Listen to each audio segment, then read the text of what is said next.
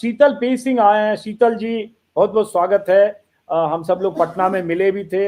हम लोगों की जितनी बार, ये जरा ब्लर हो रहा है, जरा स्क्रीन देखो, हम लोगों की जितनी बार बात हुई, एक दोनों तरफ से हमारी आपकी सहमति थी कि एनडीए को क्लियर कट एज है। इधर हाल में हम लोगों ने बात नहीं की, लेकिन हाल में 10-15 दिन से जब आखिरी में घूमने लगा था पहले दूसरे दौर में, तो ये लगने लगा था कि एनडीए 130, 35, 40 पार करके कहीं जा सकता है। बट यहां जा सकता है, ये तो अमित शाह ने भी नहीं सोचा था। अमित शाह भी 160 पार का नारा देते थे। तो ये तो वही मैंने उनसे पूछा, कुर्बान अली से, बियॉन्ड एक्सपेक्टेशन, बियॉन्ड इमेजिनेशन हो गया। ये 200 के आंकड़े के पास जा रहे हैं और सिर्फ जेडीयू और बीजेपी ही जोड़ते हैं तो 170 सीट हो जा रहा है। जी देखिए, जो प्रबंधन कुशलता जिसे कहें आप, मैनेजमेंट एक्सीलेंस जो अमित शाह ने डेवलप किया है और जिस तरह से संस्थाएं उनकी जेब में हैं, उनकी जरूरत के हिसाब से एक्ट करती हैं, अब उसके बाद चुनावों में धीरे धीरे जो पार्टियां हैं विपक्ष के नाम पर, उन सब के लिए मौत की घंटी है। ये चुनाव जदयू के लिए अब मौत की घंटी है। आपने इसके पहले जो आप कह रहे थे, मैं वहीं पहुंच गया। भले ही इस बार नीतीश कुमार को वो मुख्यमंत्री बनने देंगे, लेकिन वो पूरे 5 साल के लिए बनेंगे, मुझे इस पे शक है। कुछ न कुछ अरेंजमेंट होगा। जहां तक उनके सांसदों का दिल्ली में सपोर्ट देने का सवाल है, जिस दिन वो चाहेंगे उस दिन नीतीश कुमार के पास शायद एक आध कोई बचे, वरना सब सांसद उनके साथ होंगे। ये नीतीश कुमार को भले ही गलतफहमी हो, लेकिन वो बचा नहीं पाएंगे। इस समय की जो डिस्पेंसेशन है, उसकी ताकत, उसकी सामर्थ्य और उसके खतरे को हमारे विपक्ष में जो भी लोग हैं, इसमें कोई शक नहीं कि नीतीश कुमार बहुत योग्य हैं। उनमें तुलनात्मक रूप में बड़े होशियार हैं, अब तक सफल रहे हैं। इस चुनाव में भी उन्होंने बहुत अच्छा प्रदर्शन कर लिया है, लेकिन उन्होंने ही नहीं किया है, एलजेपी ने भी किया है, हमने भी किया है और अन्य ने भी किया है, और ये सब बीजेपी ने कराया है। इसके पीछे जो योजना है वो सीसीटीवी में के कैमरों में होटल में कागज लगा के बैठ के एक एक सीट पर मुझे मालूम है कि कैसे अमित शाह ने चीजों को कराया है। वो एक सीट काराकाट में जहां वो पवन सिंह की बीवी लड़ रही है, तो उसको राजपूत वोट न मिल जाए, वो सीट जदयू लड़ रही है, लेकिन उस सीट पर राजनाथ सिंह को भेजा गया, केंद्रीय मंत्री को, एक सीट के लिए कि राजपूत वोट न मिल जाए। तो बीजेपी अपनी सीटें नहीं लड़ रही थी, बीजेपी 243 की 243 सीट लड़ रही थी। और ये जो सफलता हम हमारे बहुत सारे मित्र इनको नीतीश कुमार जी को दे रहे हैं। एक सेकंड, आप ही की बात को थोड़ा आगे बढ़ा दूं, क्योंकि आपने कहा 243 लड़ रही थी। एक एग्जांपल छोटा सा ऐड करता हूं ताकि उसी टॉकिंग पॉइंट में, मैं आखिरी वक्त में जब सासाराम में था, तो रोहतास जिले की 7 में से एक सीट पर भी बीजेपी नहीं लड़ रही है। ऐसा पहली बार हो रहा है। जेडीयू, एलजेपी और आरएलएम लड़ रही है, लेकिन अमित शाह की सभा वहां हुई सासाराम में, उन लोगों के लिए हुई जो उनके घटक हैं। तो सही आप करें, अब उसी को आगे बढ़ाएं। एक उम्मीदवार के यहाँ क्या जरूरत है। चलिए, आपने भी रेफरेंस दे दिया, मैंने भी रेफरेंस के लिए दिया। हम दोनों के रेफरेंस जो है फैक्चुअल है। ये बताता है ये पूरा चुनाव वो अपने लिए लड़ रहे हैं। उनको बंगाल जीतना है, बिहार उनके लिए पड़ाव था। एसआईआर का उन्होंने प्रयोग किया। उन्होंने इस चुनाव आयोग की उन सामर्थ्य का उपयोग किया जिसमें विपक्ष चिल्लाता रहे हमें सुनना ही नहीं है, हमें जो करना है हम बुलडोज करके करेंगे, हम 20-30 लाख वोट दूसरे के काट देंगे विपक्ष के, और 20-30 लाख अपने जोड़ लेंगे, आखिरी रात तक जोड़ते रहेंगे। हम ट्रेन से भर के लाएंगे, प्लेन से भर के लाएंगे, बस से भर के लाएंगे, 3-3 इपिक काट देंगे, 2-2 देंगे, आप चिल्लाते रहिए। ये जिस दिन 23 में कानून बना के अमित शाह ने चुनाव आयुक्तों की नियुक्ति का हथियार अपने हाथ में लिया था, वो दिन था इस देश में लोकतंत्र बचाने के लिए सड़क पर उतरने का। विपक्ष ने वो बोगी खो दी है। अब सबकी हत्या होनी है।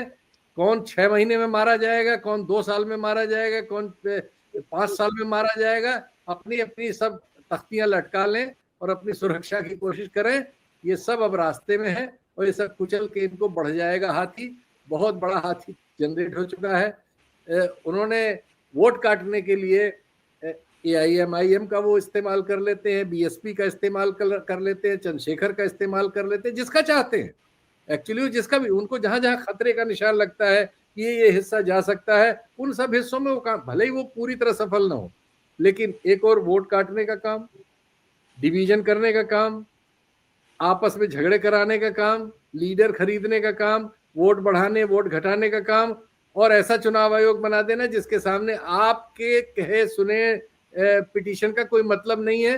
कानून में यह भी कर लिया गया है कि अब उनके खिलाफ आप कहीं व्यक्तिगत किसी मामले में तो मुकदमा भी नहीं कर सकते, उनके चुनाव आयोग से हटने के बाद भी नहीं कर सकते, उनके जीवन काल में नहीं कर सकते। मैं आपसे असहमति दर्ज कराते हुए मैं अपना पॉइंट ऑफ व्यू आपके काउंटर में बोलता हूँ।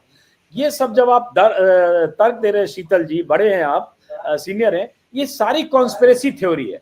और जब इतना अपार बहुमत किसी को एनडीए को मिल रहा है जिसमें 199 मतलब 200 का नंबर टच कर रहा है, जेडीयू अपने परफॉर्मेंस को पिछली बार से लगभग डबल की स्थिति में है, आरजेडी अपने परफॉर्मेंस से आधे से भी बहुत नीचे है, कांग्रेस बुरी गत में है 5 सीट, वीआईपी 0 है, खाता नहीं खुल रहा है।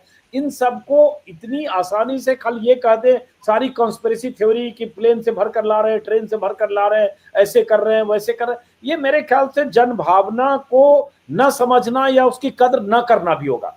जो हम लोग घूम के अगर हमें लग रहा था कि पूरा कर लेता हूँ, हम लोग को घूम कर अगर लग रहा था कि एनडीए को बढ़त है और एनडीए 130-35 सीट जा सकती है आगे भी, तो हम ट्रेन में लाए हुए लोग भी नहीं देख रहे थे, बस में लाए हुए लोग भी नहीं देख रहे थे, हम तो वहां जो घूम रहे थे। हाँ, उसमें एक फैक्टर जरूर था, 1.5 करोड़ महिलाओं को 10,000 स्कीम का फायदा, वो एक फैक्टर जरूर था, नीतीश के प्रति सहानुभूति थी, और कुछ 2005 के पहले की बैड मेमोरीज थी जिसका जो जिक्र लोग कर रहे थे। कुछ वहां लोकल लेवल पर जातियों का आपसी संघर्ष भी होता है, जहां यादव बहुल इलाके हैं वहां अति पिछड़ी जातियां काउंटर में लामबंद होती है, तो वो सारे फैक्टर तो दिख रहे थे। लेकिन जो आप करें वो कहना बहुत सरलीकरण करना हो जाएगा शीतल जी, नहीं वो माफ करिए पूरी नहीं, आपकी बात बिल्कुल सही है। अगर वो सरलीकरण तब होता अगर मैं उसको सिर्फ अभी और आज आपके प्रोग्राम में कह रहा होता। मैं इसको पिछले 3 साल से कह रहा हूँ, लगातार मेरे दर्जनों वीडियो हैं इस पर, स्पेसिफिक भी बने हुए, कि जब चुनाव आयुक्तों की नियुक्ति का ये कानून बदला गया, वो मुद्दा था जिसको लेके आप उसको ठीक अगर नहीं करा सकते तो इस देश में आप अब इनसे चुनाव कैसे लड़ेंगे। ये मैं बात इस बात को, और ये जो जहां तक ये ट्रेन से लेके आने वाला है, मैं लगातार सोशल मीडिया पर भी अपने कार्यक्रमों में भी लगातार उन वीडियोस के साथ पोस्ट डालता रहा हूँ, लिखता रहा हूँ, बोलता रहा हूँ, और इसके बसों से लाने वाला भी मैं बोलता रहा हूँ, ये सब चीजें मैं बोल रहा हूँ। आज उनका कल्मिनेशन है तो मैं उनको छोड़ दूं तो ये भी ठीक नहीं है। मैं नहीं करो मत छोड़िए, लेकिन मैं कहो सिर्फ वो वजह का अगर जनमानस पे बहुत सारे फैक्टर काम कर रहे थे तो उन फैक्टर्स को भी फैक्टर इन करना होगा। मैं सिर्फ इतना कह रहा हूँ, उन फैक्टर्स को फैक्टर इन करने के लिए मेरे बहुत सारे मित्र, पत्रकार मित्र सब उन फैक्टर्स को फैक्टर इन कर रहे हैं। मैं सारे तो चीजें नहीं ले सकता, लेकिन मैं जिन चीजों को ले सकता हूं जो मुझे लगता है कि जरूरी है, देश के सबसे गरीब राज्य में, देश के सबसे ज्यादा पलायन करने वाले राज्य में, देश में सबसे ज्यादा स्वास्थ्य की अस्वास्थ्यकर सेवाओं वाले राज्य में अगर ये नतीजे हैं तो उनके कारणों को ढूंढने की हम कोशिश अगर नहीं करें तो फिर वो तो फिर अजीब सी बात होगी। नहीं जरूर करें, लेकिन एक बड़ा कारण तो ये भी हो गया ना शीतल जी, 1.5 करोड़ लोगों को अगर 10,000 आपने दे दिया, महिलाओं को अगर इतना कैश ट्रांसफर किया, ये कोई बड़ी बात छोटी बात थोड़ी है। 9% महिलाओं के वोट बढ़ गए और हर विधानसभा में 18,000 से ज्यादा महिलाओं ने वोट दे दिया, और आपने पेंशन वालों को 400 से 1100 कर दिया, तो हर तरह की जो लाभार्थी स्कीम आपने लगभग 40,000 करोड़ की, 45,000 करोड़ की आपने डाल दी, तो वो एक बड़ा फैक्टर वो भी है। नहीं वो भी नहीं, आप उसका नतीजा सिर्फ वही मत देखिए, बगल में झारखंड वालों ने जो विपक्ष की सरकार है उसने भी पैसा दिया, 2,500 उनको भी फायदा मिला। मध्य प्रदेश जहां से बीमारी शुरू हुई उनको सबसे पहले उसका फायदा मिला, फिर इसका फायदा महाराष्ट्र में हमने देखा, इसका फायदा हमने हरियाणा में देखा है, दिल्ली में देखा, और अब हम बिहार में देख रहे हैं, झारखंड में देख चुके हैं। तो ये सब तो मतलब इनकी ऐसा तो नहीं है कि आज चूंकि जीत हो गई है तो हम इसकी बात न करें, ये भी बात होगी वो भी बात होगी। शीतल जी, आप जो कह रहे हैं मैं आपकी उन बातों से सहमत हूं, मगर सवाल ये है कि जो महागठबंधन था जो कि सरकार बनाने के लिए अपने आप को पोज कर रहा था, क्या उसकी परफॉर्मेंस या उसकी हेलो हाँ, कुर्बान जी फ्रीज हुए, देखो जल्दी। हाँ, कुर्बान जी की आवाज, हाँ फिर कुर्बान जी से बोल रिपीट कीजिए, कुर्बान जी रिपीट कीजिए, फ्रीज हुआ था, रिपीट कीजिए। नहीं, मैं आपकी सारी बातों से सहमत हूँ शीतल जी, जो आप कह रहे थे बहुत वाजिब बातें हैं, और ये सही है कि आज से नहीं कई साल से चल रही है। लेकिन जो अपोजिशन था, जो कि सरकार बनाने का दावा कर रहा था, क्या उसने अपने आप को एक यूनाइटेड हाउस के तौर पर पेश किया?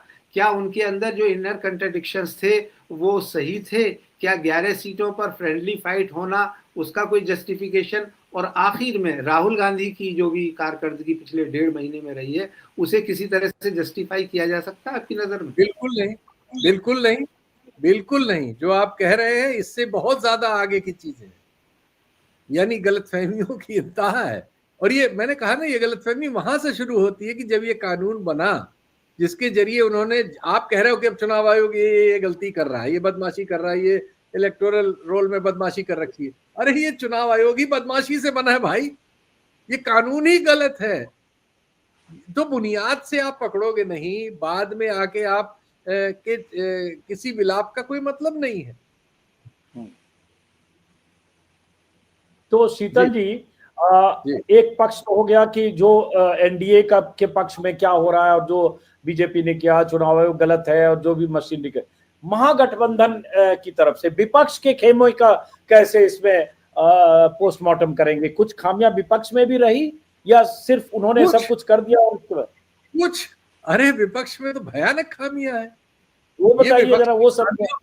भाई ये आरजेडी को 29 सीट, भाई 5 सीट पर कांग्रेस, 0 सीट वीआईपी, मुख्यमंत्री उप मुख्यमंत्री के लिए लड़ाई हो रही थी, वो खूंटा गाड़ के सानी बैठ के 0, खाता तो खुलता, 2-3 सीट भी तो आता। तो ये इसको राघोपुर, अब देखिए राघोपुर में अभी पता चला तेजस्वी 200-300 वोट से आगे आए, अभी से लगातार मैं देख रहा हूँ राघोपुर खोल के, हर मिनट कभी 200 से, कभी 500 से, कभी 300 से, कभी 1200 से लगातार पीछे चल रहे। वो तो आपकी सीट है, 25 साल से माता पिता और खुद आप 10 साल से। अरे भाई हार भी सकते हैं, 10 साल है, लेकिन उनकी माता जी भी हार चुकी थी। अब ये लोग 2010 में हारी थी। हाँ, तो ये भाई आप देखिए कि 2 दिन इनका हेलीकॉप्टर नहीं उड़ पाया, पानी बरस गया, तो ये घर से निकले नहीं। और जो नीतीश कुमार 20 साल से मुख्यमंत्री हैं, वो थे, ये तो आपने भी कहा, सबने कहा था। तो जब ये इतने बड़े बड़े लोग हैं, तो फिर इतने बड़े लोगों के लिए राजनीति छोड़ी नहीं है मोदी और शाह जी ने। इतना बड़ा होने के बावजूद शाह जी वहां होटल में सीसीटीवी बंद करके एक एक सीट पे इंतजाम कर रहे थे, और ये पहलवान लोग, इनकी आंधी चल रही थी। तो बेचारा ये कुछ परिस्थितिवश इनको क्या होता है कि अकलियत जो है अपने कंधे पे उठा लेती है, उसके बेचारे के उनके सर्वाइवल का सवाल है, उनको तरह तरह के दंड दिए जा रहे हैं मेजोरिटेरियन पॉलिटिक्स के चलते, तो वो बेचारे लड़ रहे हैं, उसमें ये अपना समर्थन और अपनी काबिलियत ढूंढ लेते हैं। वो इनकी सभाओं की भीड़ बढ़ा रहे हैं, वो इनको चंदा दे रहे हैं, वो इनके लिए चीज है। एक मिनट एक इंटरेस्टिंग चीज है भाई, ये नंबर निकालो कौन कौन सी सीट है। एमआईएम फिर 5 सीट पर लीड कर रहा है, ओवैसी की पार्टी, जिसके बारे में इस बार कहा जा रहा था 2 से 3 सीट इस बार शायद निकाल पाए, तो एमआईएम ने फिर अच्छा परफॉर्मेंस कर दिया भाई। 5 सीट पर, ये इलेक्शन कमीशन का डेटा है, एमआईएम 5 सीट पर लीड कर रहा है, मतलब ओवैसी की पार्टी, ये तो कांग्रेस के बराबर हो गई ओवैसी की पार्टी, बल्कि ज्यादा। कांग्रेस 4 सीट पर लीडिंग है, एमआईएम 5 सीट पर लीडिंग है। जरा सोचिए, 1885 की पार्टी कांग्रेस इतना फौज फाटा के साथ वोटर अधिकार यात्रा निकाला, राहुल गांधी पूरी मशीनरी, कई राज्यों के पूर्व मुख्यमंत्री भूपेश बघेल से लेकर अशोक गहलोत मुझे खुद मिले, पार्क करके बैठे रहे, हेलीकॉप्टर इतना उड़ा, और उसके बाद 4 पर कांग्रेस, 5 पर एमआईएम की 5 सीटें निकाले। वो कौन कौन 5 सीट है? तो ये एक और बड़ी बात है कि भाई इसका मतलब मुस्लिम जहां आबादी ठीक ठाक थी, निर्णायक, वहां भी मुस्लिम ने पिछली बार जैसे 5 सीटें एमआईएम को दी थी, इस बार फिर 5 सीटें। तो अब ओवैसी कहेंगे कि आपके जो इतने बड़े घटक दल थे वीआईपी, जिनके 3% अपने समाज का वोट है, 2.5% टोटल निषाद में, वो 9-10% बोलते हैं, लेकिन डिप्टी सीएम घोषित हो गए और उनको खाता नहीं खुला, और एमआईएम को 5 सीटें। शीतल जी। नहीं तो देखिए, हमारे यहाँ समस्या तो ये है ही है, इसमें कोई शक नहीं। एमआईएम क्या है या जो बीजेपी है क्या है? देखिए, अगर आप एक और धर्म के आधार पर ध्रुवीकृत एक राजनीति सफल होते देखेंगे, तो दूसरे धर्म में उसके लिए आकर्षण नहीं होगा, ऐसा तो संभव ही नहीं है। उनमें तो पहले से ये सब प्रॉब्लम रही है, तो उसमें उनकी स्वीकृति न होने की कोई वजह नहीं है। क्रिश्चियंस में भी होगी, सिखों में है, सब में होता है। तो ऐसा तो हो नहीं सकता। आपको तो इसका जवाब, जब अगर आप विपक्ष की राजनीति कर रहे हैं तो आपको वो करना। आपने मल्लाह पार्टी को उप मुख्यमंत्री दिया तो आपने तर्क दिया माइनॉरिटी को कि उनका तो आप कुछ बोलते ही नहीं है, सिर्फ वोट लेना चाहते हैं। उस तर्क में कितना दम, क्या दम नहीं है? इसका क्या उत्तर है? ये सवाल मैंने पूछा था तेजस्वी से कि भाई आप जो 17% उनको आपने छोड़ दिया और एक आपके मुकेश सहनी खूटा गाड़ के बैठ गए तो उनको आपने डिप्टी सीएम घोषित कर दिया। तो सही बात है कि जितनी दावेदारी हिस्सेदारी है उसका भी तो कुछ ख्याल करेंगे, क्योंकि उनको अब सीधे ऐसे जोड़ लेंगे कि 14-15% आप, 17% वो, मिलके 32% हो गया फ्री में। नहीं, यही जब आप राजनीति को शॉर्टकट में कर देंगे, आप कोई आइडियोलॉजिकल प्लेटफॉर्म बनाएंगे नहीं, चीजों पे आप कंसिस्टेंट नहीं रहेंगे, आप भी वही उसी लाइन पे चलेंगे। और सामने आपके कौन है, पहली बात है कि सामने आपके कौन है, उसके हिसाब से अगर आप अपने को चैलेंज के तौर पे तैयार नहीं करेंगे और शॉर्टकट में जाएंगे तो ऐसे ही शॉर्टकट नतीजे आएंगे। सामने वाला बहुत तैयार है, आप बिल्कुल तैयार नहीं है, और आप पुराने हरबा हथियारों से सोच रहे हैं कि आप उनका मुकाबला कर लेंगे, तो कुछ नहीं कर लेंगे। उन्होंने मायावती जी को भी भेजा, मायावती जी ने भी एक सीट पे शायद और रनर अप भी चल रही है कहीं, एक सीट पे शायद डीएसपी रामगढ़ में आगे चल रही है। हाँ आगे, हाँ, तो एक 1.76 या 1.6 उनको भी वोट मिल रहा है।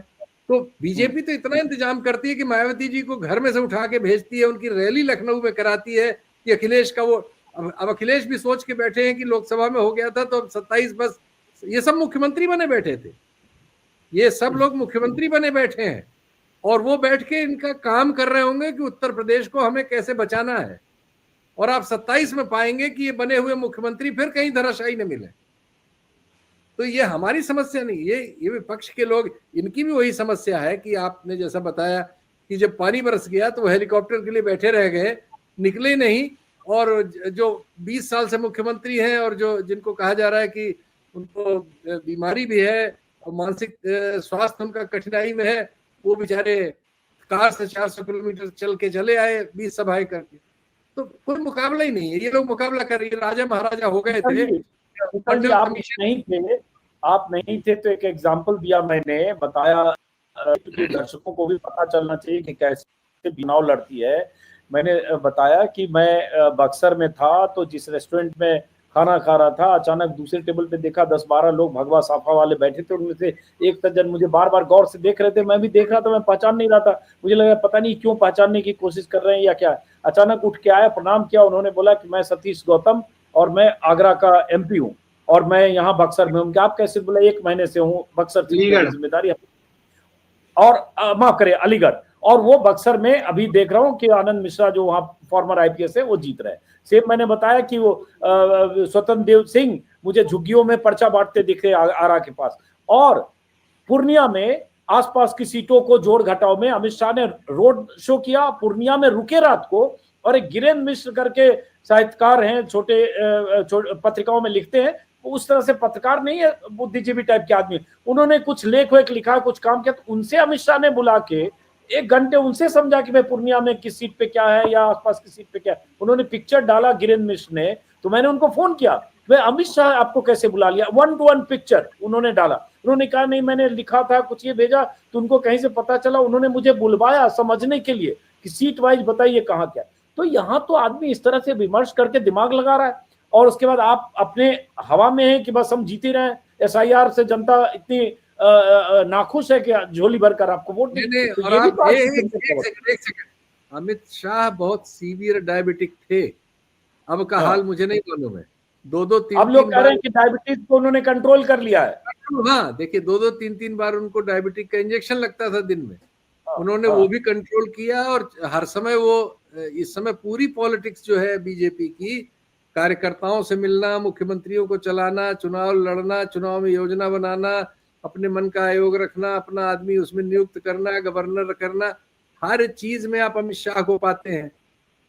इतनी मेहनत आदमी वो कर रहा है जिसके पास इतनी पावर है, इतना एसेट है और सब कुछ है, और आप जो 20-25 हजार करोड़ सबने इन लोगों ने मुख्यमंत्री बन बन के कमा लिया है, 2-3 घराने हो गए, बस इन्होंने मान लिया कि इनकी जाति आ जाएगी, मुसलमान बेचारा कहाँ जाएगा, उसको जोड़ लेते हैं। तो लो उन्होंने वो भेज देते हैं ओवैसी साहब को, कहाँ जाएगा, वो हो जाता है आपका इंतजाम। भेज देते हैं मायावती जी को, भेज देंगे किसी और को। वो काम कर रहे हैं भाई, इन चीजों पे बहुत थोड़ा काम कर रहे हैं और उनको नियंत्रित भी रख रहे हैं, और आप हवा में हैं, कहाँ जाएगा, नहीं आ जाएगा।